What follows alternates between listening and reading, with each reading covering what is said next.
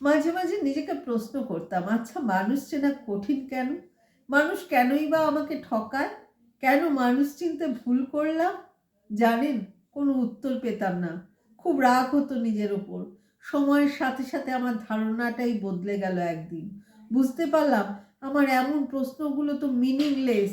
উপলব্ধি করলাম মানুষ চেনা সব থেকে সহজ কাজ, কঠিন তো অমানুষকে চেনা।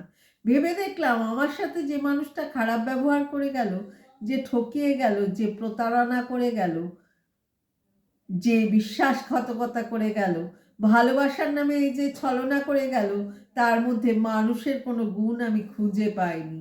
যার মধ্যে মানবিকতা নেই, যার মধ্যে সহানুভূতি নেই, যার মধ্যে সহমর্মিতা নেই, যার মধ্যে কৃতজ্ঞতা নেই, যার মধ্যে অপরাধবোধ নেই, সে আবার কিসের মানুষ?